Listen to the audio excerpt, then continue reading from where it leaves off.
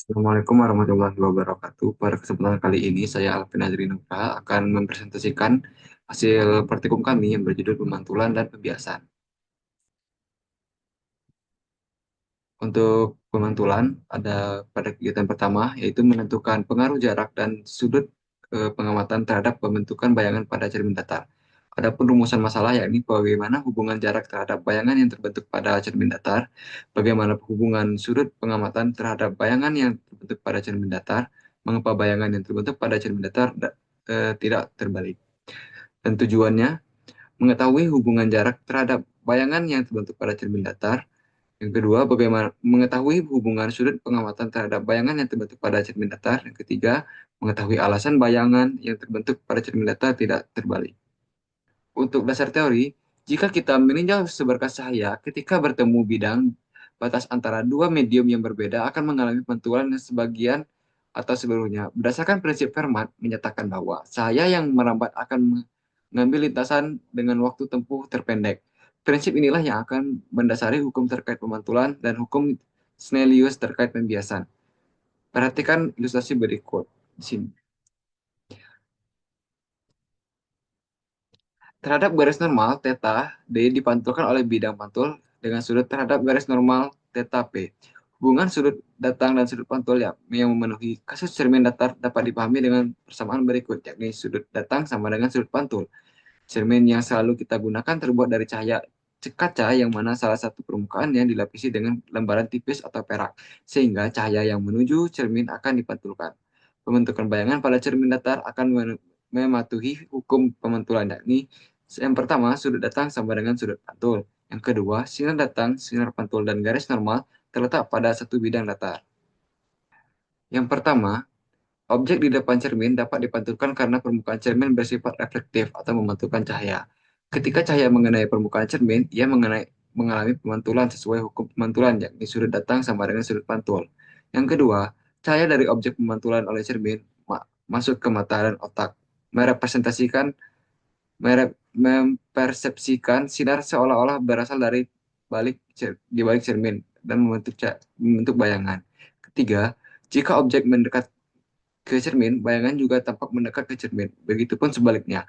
Hal ini terjadi karena jarak bayangan pada cermin datar selalu sama dengan jarak objek dari cermin. Kemudian, sinar datang dan dipantulkan oleh cermin ke arah samping mata menangkap ke arah samping. Mata menangkap sinar dan otak mempersepsikan sinar berasal dari balik cermin. Karena sinar pantul menyebar, kita dapat melihat bayangan objek meskipun posisi pengamatan berubah, selama sinar pantul masih mencapai mata.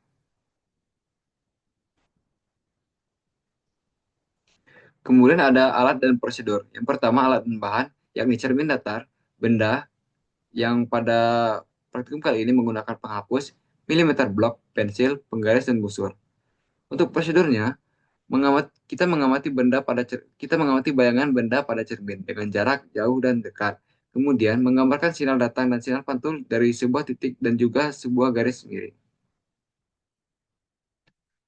Untuk pembahasan atau hasil di sini dapat diketahui hubungan jarak objek dengan cermin berbanding lurus dengan jarak pada bayangan yang terbentuk. Nah, di sini kami menggunakan jarak 1 cm dari cermin. Nah, pada bayangan yang juga jaraknya 1 cm dari cermin. Berikut adalah arah sinarnya. Kemudian, pada cermin datar, hubungan sudut datang dan sudut pantul mengikuti hukum pemantulan, yakni sudut datang sama dengan sudut pantul. Kemudian, sifat bayangan yaitu maya, tegak, dan sama besar.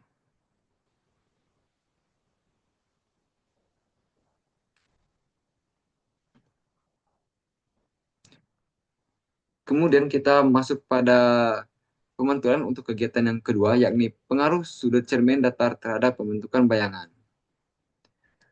Rumusan masalah dan tujuannya, yang pertama, rumusan masalah, bagaimana penyebab terjadinya refleksi berulang dari bayangan di antara dua atau lebih cermin datar berlawanan. Yang kedua, bagaimana sudut dan posisi mempengaruhi jumlah bayangan. Adapun tujuan pada praktikum kali ini ialah yang pertama, menentukan penyebab terjadinya refleksi dari bayangan di antara dua atau lebih cermin datar berlawanan. Yang kedua, mengetahui sudut dan posisi mempengaruhi jumlah bayangan. Untuk dasar teori, ketika kita melihat suatu cermin datar di depan kita, tentu kita akan melihat bayangan dari hasil pemantulan cermin ini. Bagaimana jika kita memiliki dua cermin datar yang kemudian kita susun membentuk sudut tertentu? Hal ini tentu perlu dianalisis mendalam terkait konsep perjalanan sinar pada sudut cermin. Kemudian lalu kita perhatikan gambar berikut. Sini, cahaya yang dipantulkan oleh cermin satu akan mengenai cermin dua. Mantulan ini berasal seolah-olah dari titik bayangan P. P aksen 1. Bayangan P aksen 1 disebut sebagai objek untuk cermin 2. Hasil bayangan yang dibentuk oleh objek P aksen 1 diilustrasikan dengan titik P2, P double aksen 1,2. Bayangan pada titik P aksen 2 didapat dari hasil pemantulan yang disebabkan langsung oleh sinar dari objek yang diamati yang memantul langsung dari cermin 2. Begitupun untuk titik bayangan P aksen 1. Bayangan ini didapat dari objek yang diamati yang memantul langsung ke cermin 1. Titik bayangan P aksen 2 tidak dapat menjadi objek dari cermin 1 karena titik P aksen 2 berada di belakang bidang cermin 1. Sehingga banyaknya titik bayangan yang dipantulkan oleh tiga titik adalah tiga titik.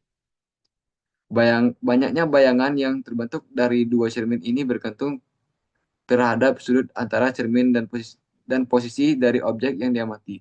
Hubungan banyak bayangan dapat menggunakan persamaan berikut, yakni n sama dengan 360 derajat dibagi theta atau sudut antara dua cermin kemudian dikurangi 1. Untuk hipotesisnya, yang pertama, jumlah cermin suatu saat antar cermin dan posisi objek. Jumlah cermin. Oh, jumlah cermin, sudut antara cermin dan posisi objek. Yang kedua, kemudian adalah hipotesis yang pertama, yakni variabel apa saja yang mempengaruhi banyaknya bayangan, yakni jumlah cermin, sudut antar cermin, dan posisi objek. Yang kedua, bagaimana pembentukan bayangan untuk kasus dua cermin datar yang membentuk sudut tertentu, yakni ketika dua cermin datar membentuk sudut theta, bayangan yang terbentuk karena cahaya dari objek dipantulkan berulang kali didapat kedua cermin. Jumlah bayangan yang dapat terhitung menggunakan persamaan n sama dengan 360 derajat dibagi theta dikurangi 1. Yang ketiga, bagaimana kita mendapatkan bayangan terbanyak untuk kasus dua cermin datar yang membentuk sudut tertentu, yakni untuk mendapatkan bayangan terbanyak, kita membuat sudut antar cermin semakin sekecil mungkin. Untuk yang keempat, apakah jarak objek dari suatu sudut antara dua cermin mempengaruhi jumlah dan posisi bayangan yang terbentuk? Lalu apakah derajat optimal untuk bayangan yang maksimal?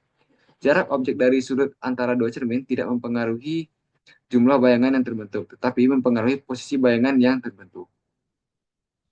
Alat prosedur pada praktikum kali ini ialah yang pertama dua cermin, busur, milimeter blok, pensil, penggaris, dan benda yang menggunakan penghapus. Prosedurnya yakni mengamati pembentukan bayangan yang terjadi dengan beberapa sudut yang berbeda secara langsung di dua cermin tersebut. Kemudian membuktikan dengan menggambarkan penggambaran sinar datang dan sinar pantul di milimeter blok.